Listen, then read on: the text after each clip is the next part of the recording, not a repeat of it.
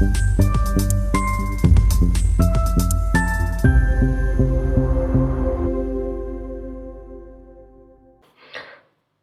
मित्रांनो, साहेबांनी एका दगडात दोन पक्षी मारले असं शीर्षक ठेवल्यावर तुम्हाला वाटेल की हाही व्हिडिओ शरद पवार साहेबांबद्दल आहे की कशा प्रकारे त्यांनी भाकरी फिरवली, कशा प्रकारे त्यांनी डाव टाकला, वस्तादांनी डाव टाकला वगैरे, आणि एकाच खेळीत दोन गोष्टी साध्य केल्या.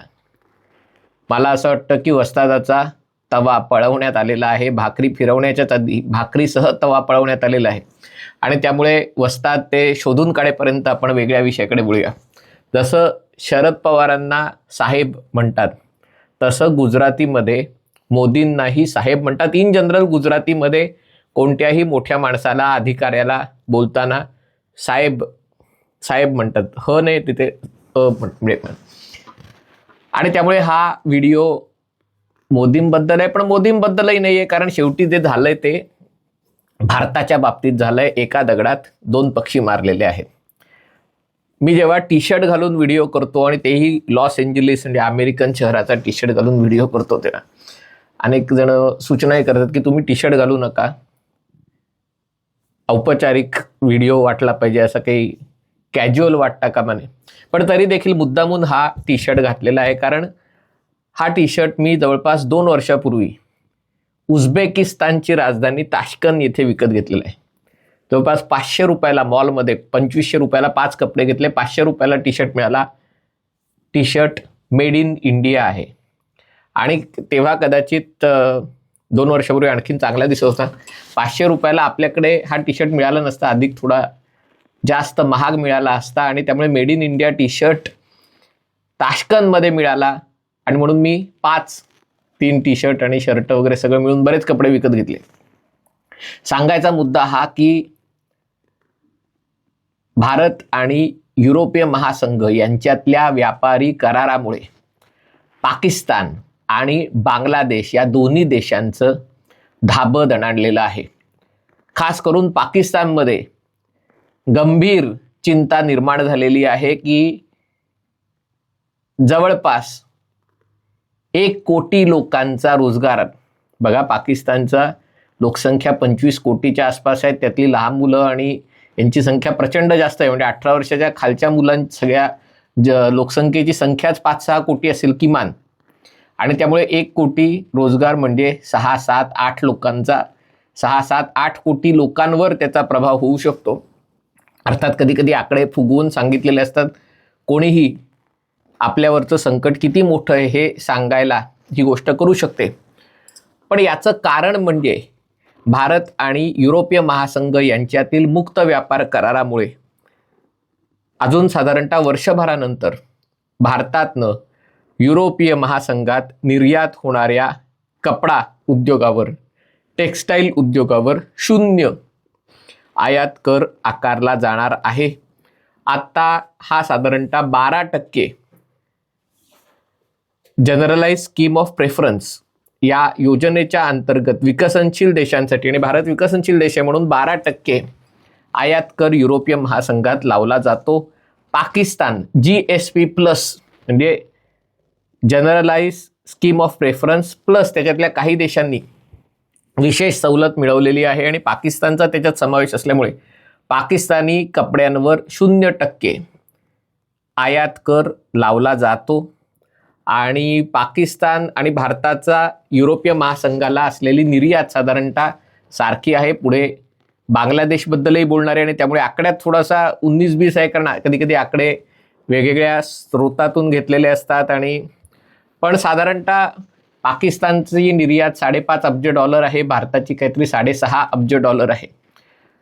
आणि पाकिस्तान निर्यात फक्त 2 गोष्टींची करतो, कदाचित 3-4 गोष्टींची करत असेल. एक टेक्स्टाईल आणि दुसरं टेररिझम. म्हणजे दोन्ही गोष्टी पाकिस्तान जगात आघाडीवर असतो या निर्यातीमध्ये.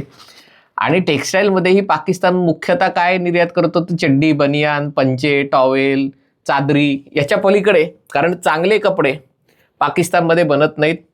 चांगलं कापूस असल्यामुळे हे जे सुती कपडे किंवा असे जे कपडे असतात ते चांगल्या दर्जाचे असतात, पण बाकी त्याच्यामध्ये वेगवेगळी व्हरायटी पाकिस्तानमध्ये नाहीये. त्या बाबतीत बांगलादेश जास्त पुढे आहे आणि पाकिस्तानची निर्यात मुख्यतः या गोष्टींसाठी आहे. म्हणून खास करून सोलापूरच्या लोकांनी हा व्हिडिओ बघताना नीट बघा. सोलापूरचा वस्त्रोद्योग हा माझा अनेक वर्षांचा विषय, जाऊ दे मी नंतर बोलीन त्याच्यावर.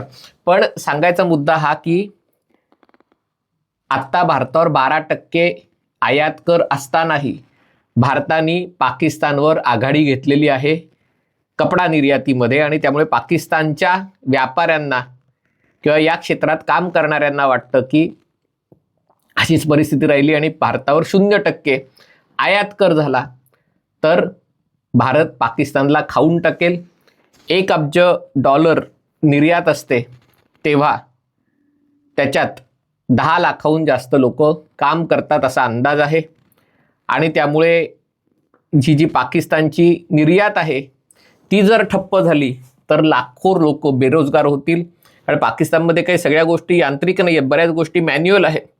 आणि त्यामुळे 50 लाखाहून जास्त त्यातले टेक्स्टाईल वर्कर कामगार बेरोजगार होतील. आणि त्याची जी सगळी इकोसिस्टीम आहे ती इकोसिस्टीम ठप्प झाली तर आणखीन जवळजवळ 1 कोटी रोजगार जातील असा अंदाज, अशी भीती वर्तवण्यात आलेली आहे.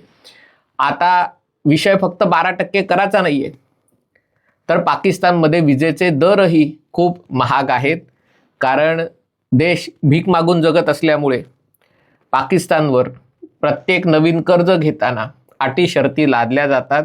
आणि त्यामुळे पाकिस्तानला वेगवेगळ्या उद्योगांना दिल्या जाणाऱ्या सवलती आटोक्यात ठेवाव्या लागतात. त्या फारशा जास्त देता येत नाहीत.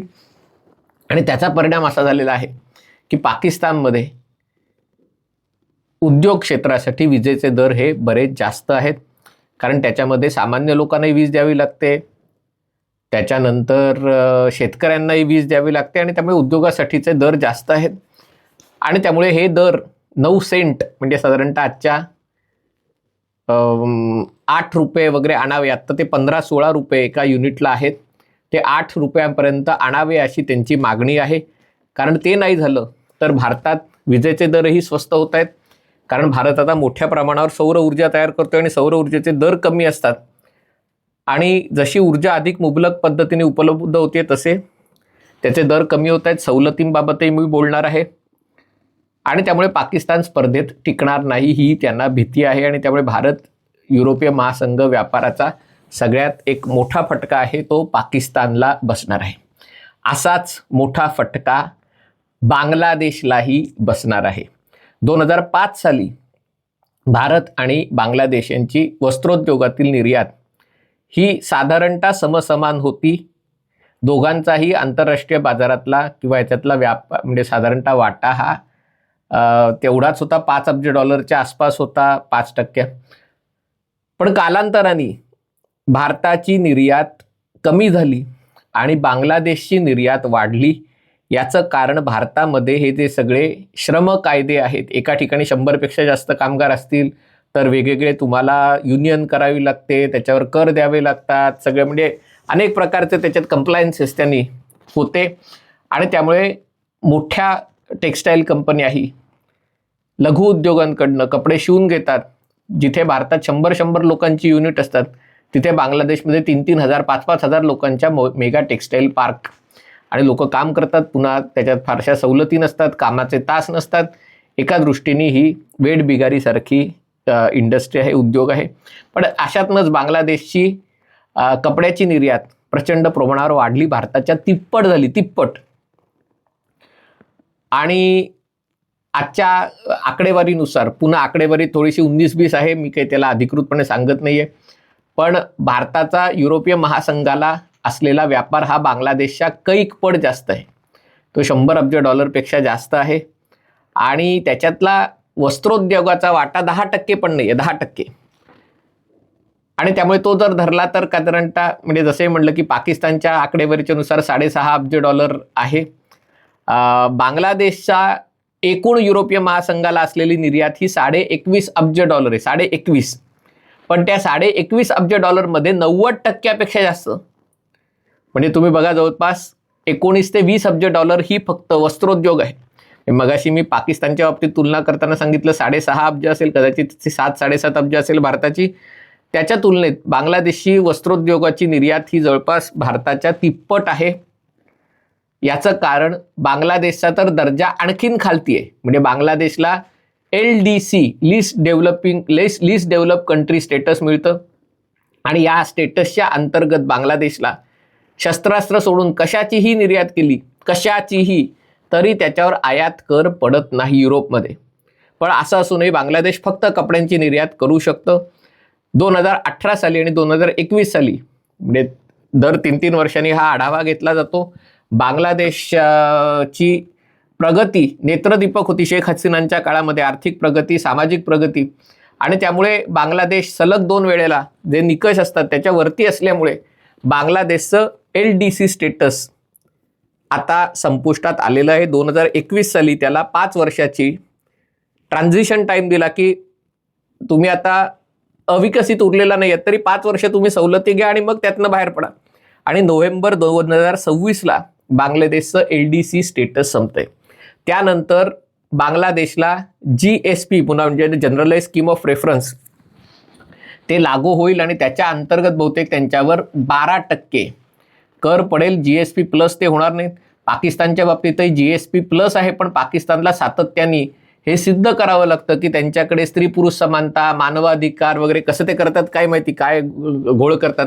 पण पाकिस्तानला हे दरवेळेला 27 अटी शर्ती सस्टेनेबिलिटी डेव्हलपमेंट गोल्स म्हणजे millennium development goals and sustainability development goals हे दाखवावं लागतं. तसं बांगलादेशला करावं लागेल. आता भारताकडे येऊया, कारण आजच्या अर्थसंकल्पात आणि खरं तर याच्या आधीपासूनच हे सुरू झालेलं आहे. मोदी सरकारने हे ओळखलेलं आहे की आता जगातलं वातावरण आणखीन कलुषित होत राहणार आहे आणि त्यामुळे निर्यात करायची तर अशा गोष्टींची निर्यात तिला जास्त ताकद दिली पाहिजे ज्याच्यातनं लाखो करोडो लोकांना रोजगार मिळणार आहेत.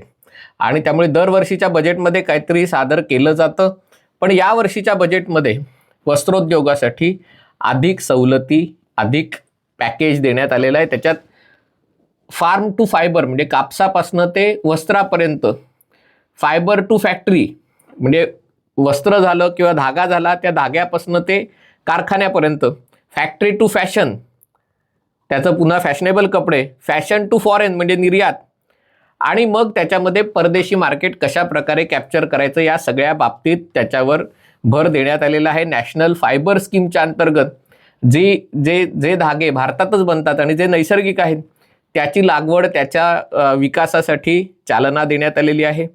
ज्या गोष्टी म्हणजे याच्यामध्ये सिल्क आहे, लोकर आहे, ज्यूट आहे, हे भारतातच बनतं आणि नैसर्गिकरित्या बनतं. ज्याच्यावर प्रक्रिया करून हे तयार केलं जातं, कधी कधी आयात करावं लागतं त्याच्यासाठीचं मटेरियल.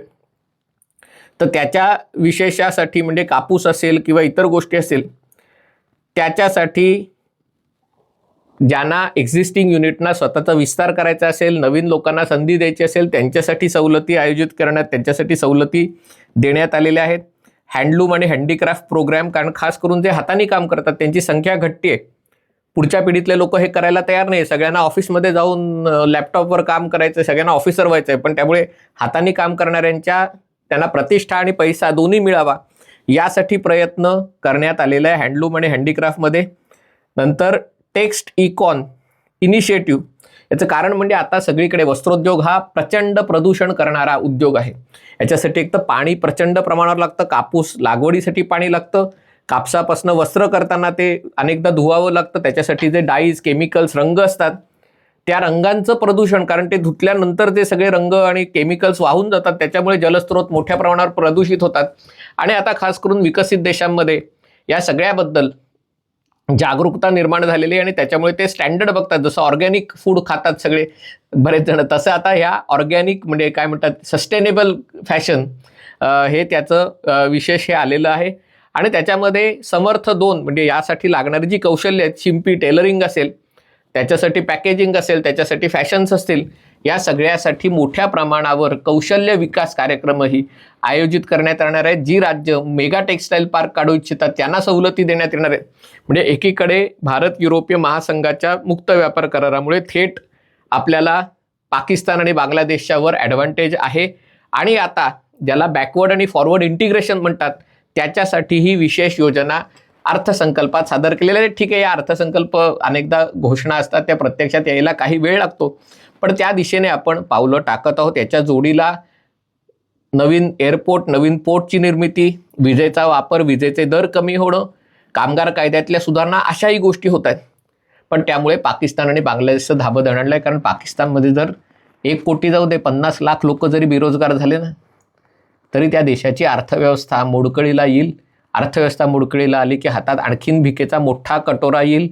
दहशतवाद त्याची काही सवय जाणार नाही, पण त्याच्यासाठी लागणारं अर्थसहाय्य त्याच्यावर निश्चित प्रभाव होईल. आणि त्यामुळे न बोलता, म्हणजे सगळ्या गोष्टी काही फक्त बारामतीचेच साहेब करतात त्यातला भाग नाही. ही जी गोष्ट केलेली आहे आणि त्याचा भारत आणि बांगलादेश आणि भारत आणि पाकिस्तान यांच्या संबंधांवरही खूप मोठा परिणाम होणार आहे. हा व्हिडिओ आपल्याला आवडला असेल तर कृपया लाईक करा, शेअर करा आणि चॅनल सबस्क्राईब करण्याची विनंती आहे. तुर्तास इथेच थांबतो. पाहत रहा MH48.